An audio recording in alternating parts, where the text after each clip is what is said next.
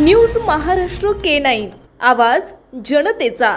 राज्यातील आदिवासी बांधवांच्या सर्वांगीण विकासासाठी त्यांना विकासाच्या मुख्य प्रवाहात आणण्यासाठी राज्य शासनाच्या विविध योजना त्यांच्यापर्यंत प्रभावीपणे पोहोचून त्याचा त्यांना लाभ द्यावा। वेगवेगळ्या कारणांमुळे संस्थात्मक पीक कर्ज प्रणालीच्या बाहेर राहिलेल्या राज्यातील 9698 आदिवासी शेतकऱ्यांना दिलासा देण्यासाठी सर्वसमावेशक प्रस्ताव सादर करावा।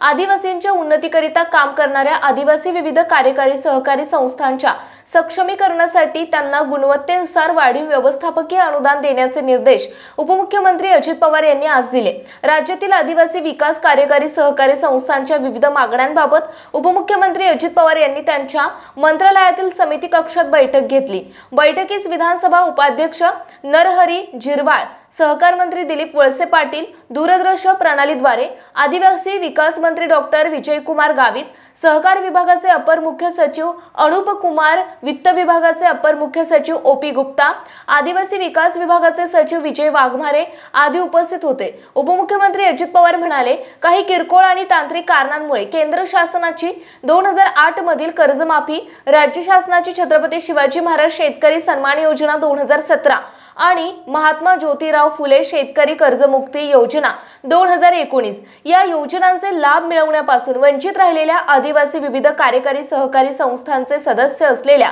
आदिवासी शेतकऱ्यांना दिलासा देणे आवश्यक आहे।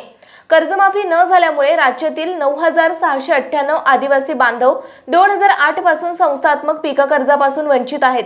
राज्य शासनाची कर्जमाफी करताना आदिवासी शेतकऱ्यांच्या मदतीसाठी आदिवासी विकास विभागाकडून निधी देण्यात आला होता, त्यातील काही निधी अखर्चित राहिला आहे। या सर्वांचा साकल्याने विचार करून आदिवासी विकास विभाग, सहकार विभाग यांनी एकत्रितरित्या त्याबाबतचा सर्वसमावेशक प्रस्ताव सादर करावा अशी सूचना त्यांनी केली। आदिवासी विकास विभागांतर्गत कार्यरत असलेल्या आदिवासी विविध कार्यकारी सहकारी संस्थांमार्फत धान खरेदी, कर्ज वितरण आणि कर्ज वसुली सारख्या बाबी पार पाडल्या जातात। त्यामुळे आदिवासी शेतकऱ्यांसाठी काम करणाऱ्या सहकारी संस्थांच्या कामाच्या गुणवत्तेनुसार त्यांचे वर्गीकरण करून त्यांना प्रोत्साहन द्यावे। वर्गीकरणानुसार या संस्थांना वाढीव व्यवस्थापकीय अनुदान देऊन त्यांचे बळकटीकरण करावे। अनुसूचित जमातीमधील व्यक्तींना शैक्षणिक व्यावसायिक कारणांसाठी अर्थसहाय्य पुरविणाऱ्या शबरी आदिवासी वित्त आणि विकास महामंडळाकडील थकीत कर्जाबाबतही तोडगा काढण्याबाबतचा प्रस्ताव सादर करावा असे निर्देश उपमुख्यमंत्री अजित पवार यांनी दिलेत। न्यूज महाराष्ट्र K9 मुख्य संपादक प्रतिनिधी डॉक्टर रामदास ताटे।